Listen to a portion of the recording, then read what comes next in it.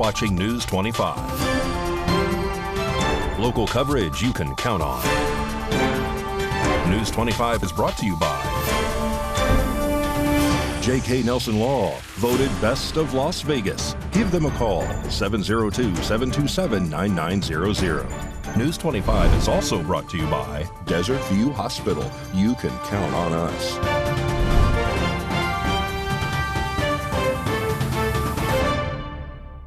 Hi, today is Wednesday, November 22nd, 2023. I'm Missy Kohler. Welcome to News 25. The Rainbow Bridge that connects Ontario, Canada and Western New York has been shut down following a car explosion that officials suspect may be a terrorist attack. The Rainbow Bridge that borders Canada and New York has been shut down following what authorities say is a possible terror attack. At approximately 10 a.m. this morning, the bridge was shut down due to a car explosion that, according to FBI, killed 2 people. News 25 is unaware if there are any other casualties at this time. The Rainbow Bridge is one of the 4 border crossings that connects Ontario, Canada to Western New York here in the U.S. The others are Lewiston, Whirlpool, and Peace Bridge. The Niagara Falls Bridge Commission reports that all 4 crossings have been closed at this time. The FBI is currently coordinating with the New York's local law enforcement as well as state and federal law enforcement. According to outside sources, somebody allegedly mentioned that officials are looking for a second vehicle that may have been involved in this alleged attack. There are also other reports that government buildings around the area are in the process of evacuating and being shut down. Authorities were seen using drones to get an overview of the bridge to access what happened at the explosion point. The Buffalo Niagara International Airport has been closed for both international arriving and departing flights, according to the U.S. Federal Aviation Administration. The closure is listed for 2 days. Every car coming into the Buffalo International Airport is being screened with bomb-detecting dogs amid heightened security in response to the incident at Rainbow Bridge, according to the Niagara Frontier Transportation Authority spokesperson, Kelly Hatib. Governor Kathy Hochul says that she has been briefed on this incident and they are monitoring this situation closely. The governor also spoke about how New York police are working with the FBI's Joint Terrorism Task Force to monitor all points of entry in New York. She notes on X, formerly known as Twitter, saying, "I am traveling to Buffalo to meet law enforcement and emergency responders and will update New Yorkers when more information becomes available." New York City Mayor Eric Adams announced on X, saying that the New York Police Department and our partners have already enhanced security and the city is on heightened alert due to upcoming holidays. So the public will see increased security at locations across New York City, including entry and egress points into and out of the city, he says. We also have reached out to and are in ongoing communication with partners from across different levels of government to assist with this effort. Our number 1 priority is and will always be the safety of New Yorkers. Canadian Prime Minister Justin Trudeau says officials are taking this extraordinarily seriously, and the White House says that President Joe Biden is closely following these developments. A Las Vegas man has been taken into custody and is being charged with open murder. Rory Wozell has the story. A suspect has now been arrested for murder in a deadly shooting that happened in a Lake Las Vegas community this week, according to the Henderson Police Department. The criminal apprehension team found 25-year-old Devontae Bowman on Tuesday and took him into custody, police said in a press release. Bowman was booked into the Henderson Detention Center on suspicion of open murder, carrying a concealed weapon without a permit, and possession of a gun by a prohibited person. Police say that the investigation is still open and they will not release any other details. According to the original report, the shooting was reported around 6:40 p.m. on Monday, November 20th, on Montelego Boulevard. Officers found a 54-year-old man suffering from a gunshot wound. He was pronounced dead on the scene. Police announced that they do not believe this shooting was connected to any other incidents within the Lake Las Vegas area, though this is the 11th homicide that has been reported in the city of Henderson this year so far. A man is dead after a shooting in the southwest Las Vegas Valley Tuesday, police say. According to Las Vegas Metropolitan Police Department officials, at approximately 1:36 p.m., dispatchers received a report of a shooting in the 7200 block of Arroyo Crossing Parkway in the southwest Las Vegas Valley, or Spring Valley. When officers arrived, they found a man who had been shot. He was taken to an area hospital where he was pronounced dead. One individual who was detained by Las Vegas Metro officers has been identified as a retired LVMPD officer, sources said. Officials say the department's homicide section will be taking over this investigation. A two-vehicle crash involving a box truck and a large van happened on the highway last night. News 25 caught up with Fire Chief Scott Lewis to get the details. Jason Ernest of Mount West Lawyers. Don't be bullied by insurance companies. Call me, 775-727-9500. Last evening, Pahrump Fire Rescue was dispatched for a report of a two-vehicle accident in the area of Belle Vista and Highway 160. It was initially reported as a serious accident with significant injuries.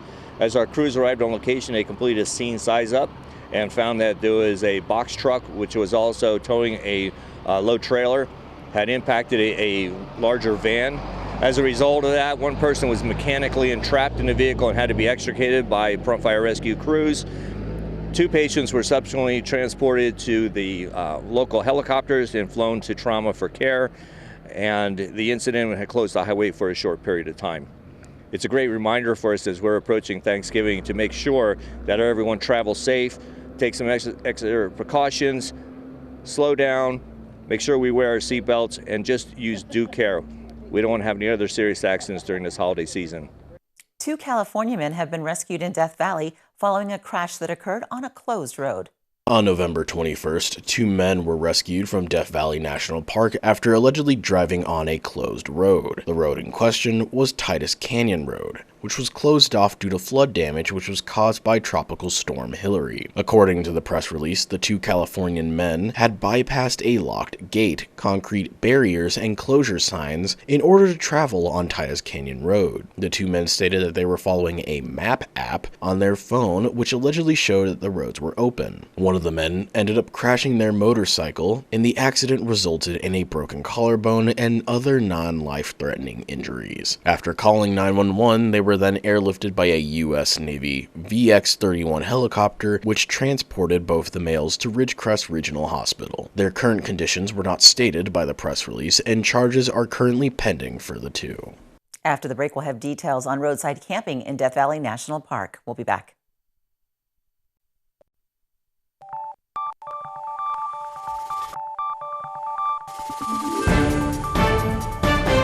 You're watching News 25. Local coverage you can count on.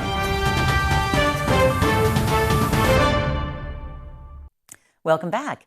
As Death Valley National Park continues to repair and reopen roads that were damaged from Tropical Storm Hillary, roadside camping has now become available at 3 separate locations in the park. These locations are Echo Canyon Road, Hole in the Wall Road, and Greenwater Valley Road, which is also known as Furnace Creek Wash Road. The free and mandatory camping permits will be available at Furnace Creek Visitor Center and are only usable the same day. A 4-day ceasefire has been agreed upon between both Israel and Hamas. Meanwhile, hospitals in Gaza have become unable to further calculate the ever-increasing death toll. RJ Camacho has the story. Both Israel and the terrorist organization Hamas announced today on November 22nd that they have agreed to a 4-day ceasefire for the war. This ceasefire has been in the works for a while and will include a release of 50 of the 240 hostages being held by Hamas, in exchange for 150 Palestinians being held prisoner by Israel. Israel stated as well, for every additional 10 hostages released, the truce could be extended for an extra day. Many different nations, including the U.S., France, Britain, China, and Russia welcomed the agreement. Qatar's Prime Minister, who also welcomed it, hopes that it can lead to a permanent ceasefire so that serious talks on the Israel-Palestinian conflict can take place and hopefully lead to a resolution. However, these hopes may be dashed as Prime Minister Benjamin Netanyahu has stated that the war will continue after the ceasefire, specifically stating that, "We are at war, and we will continue the war. We will continue until we achieve all our goals." In other news regarding the war, the most recent death toll that was reported in the war was 11,078 on November 10th. However, the health ministry in Gaza, which has been carefully tracking the number of those who have passed due to the war, has stated on November 21st that they have lost the ability to count the dead. They state that this is due to a partial collapse of the enclave's health system. The difficulty of retrieving any bodies has also increased due to Israeli tanks and troops overrunning areas where the dead remain. Health Ministry spokesman Pahrump al-Qidra stated that, unfortunately, the Ministry of Health has not yet been able to issue its statistics because there is a breakdown in communication between hospitals and disruption to the internet. The hospital has been attempting to resume communication with other hospitals, as well as restarting the program required to calculate the number of dead. It was also reported to be far too dangerous to recover the perplexing amount of dead bodies as well, according to medics. Even though they are unable to currently calculate the amount of those dead, they believe the death toll has jumped exponentially since their last report on the 10th of this month. Health Ministry official Madat Abbas stated that, "No one has correct numbers. That's not possible anymore. People are thrown in the streets. They're under the rubble. Who can count the bodies and release the death toll in a press conference?" Hopefully, the agreed-upon ceasefire that was announced today can allow the health ministry to begin retrieving the bodies of those who have passed from the war. Hundreds of people gathered outside of Rancho High School on Tuesday for a vigil in memory of 17-year-old Jonathan Lewis. The teen was allegedly killed after being beaten by his classmates after school. Lewis's father, Jonathan Lewis Sr., claims his son was trying to protect his best friend from a fight outside of the school that appeared to be over a pair of stolen wireless headphones. Metro Police say 17-year-old Lewis was the victim of a brutal attack on November 1st that was captured on video. Several people could be seen kicking, stomping, and punching Lewis until he became unconscious. Lewis was hospitalized with severe head trauma and other injuries after the attack, but died a week later. Lewis said he believes the tragedy could have been prevented. Instead, all he's left with are memories and thoughts about the life his son could have lived. Lewis is in the process of planning a memorial service for his son. Las Vegas Metro Police have arrested 9 of the students involved in the beating. A local group in Las Vegas is fighting back against the menthol cigarettes ban, though health officials are not budging. Rory Roselle has this story.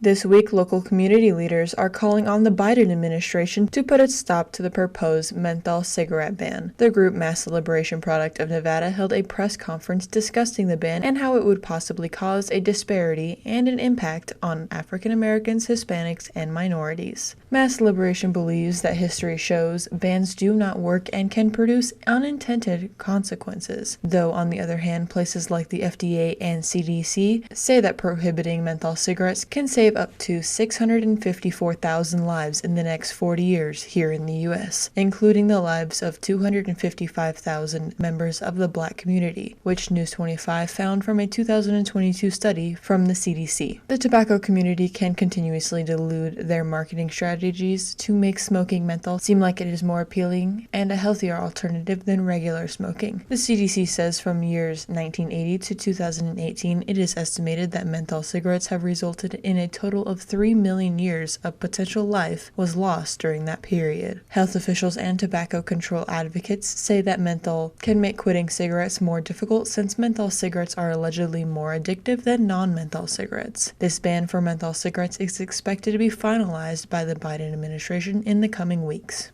More Thanksgiving meals have been delivered. We'll tell you who received those right after the break. Stay with us.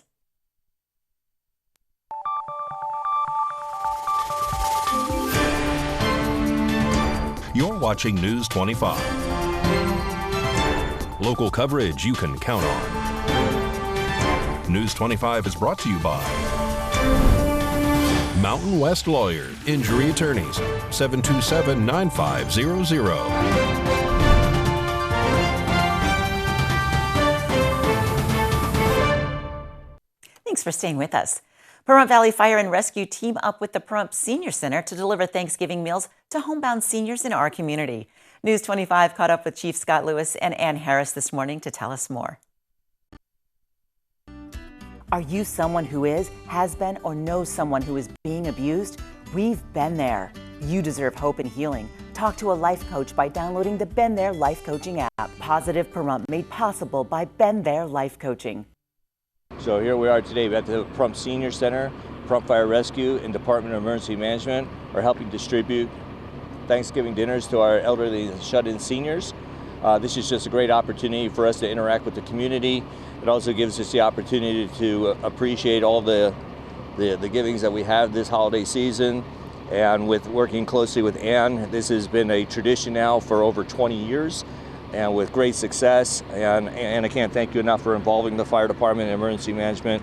We're so proud to help you. We're so proud to have you. Thank you for all you do all year, but especially for this day. It helps us get a hold of our seniors. It helps everybody know that they're okay. You guys have an opportunity to check on them, which we don't do every day.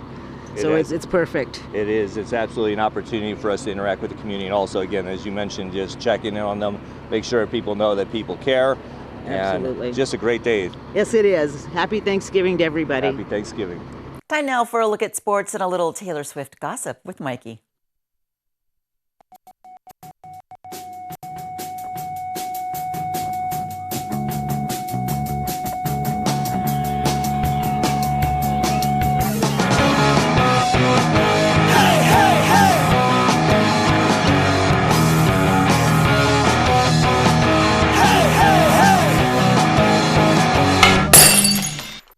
Time now for your News 25 look at sports. Golden Knights are in Dallas this evening, taking on the Stars. The NHL revealed the jerseys that the Seattle Kraken and the Vegas Golden Knights will wear for the Outdoor Winter Classic game on January 1st at T-Mobile Park in Seattle. Also, the Golden Knights are inviting fans to ice skate with players such as Alec Martinez, Zach Whitecloud, and Aiden Hill. That's December 3rd at the Cosmopolitan Ice Rink. The Raiders are taking on the Kansas City Chiefs this Sunday. Will Tay-Tay be there? Probably not. She's on tour in Brazil. She'll leave a blank space. I know it's upsetting, but shake it off. ESPN is reporting that the first ever Las Vegas Grand Prix race attracted an average of 1.3 million viewers in the United States. That's your look at sports, and have a happy Thanksgiving. And if you go bowling, get a turkey. News 25 Weather Cam is brought to you by Lerner and Rowe Injury Attorney's Office in Pahrump. In a wreck, need a check? Call 702-877-1500. Heading outside for the Lerner and Rowe Weather Cam. A nice day for a balloon ride, although a little bit chilly. What to expect through the holiday weekend and your Black Friday shopping day? John's up next with your weather. Stay with us.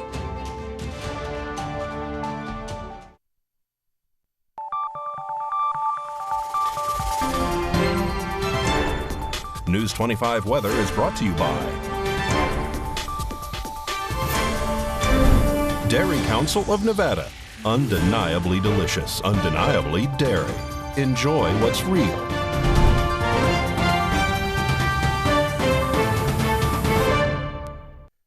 Hi, good evening, Nevada. It's John Kohler from the KPVM Channel 25 Weather Studios, up and down the Ace Country Radio Network, and your mobile device, any old dang time you want. www.kpvm.tv.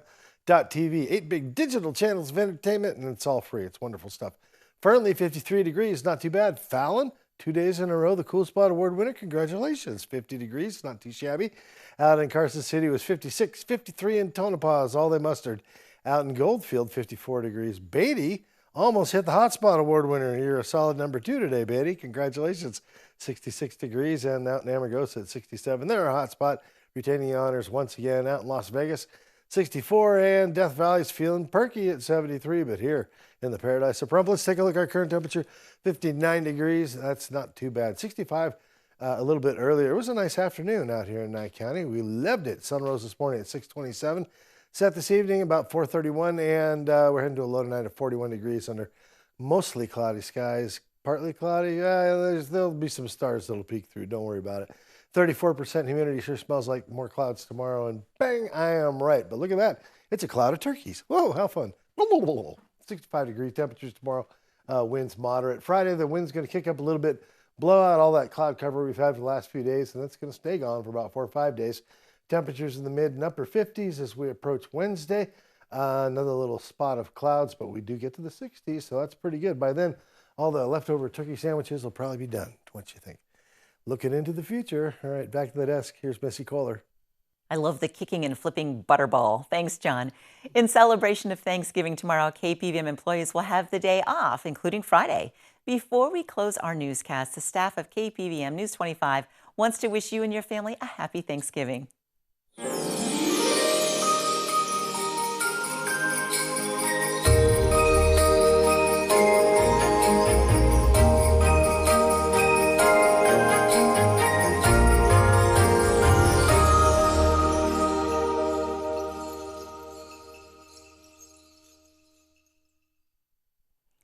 From all of us at News 25, happy Thanksgiving. We'll see you on Monday. Good night.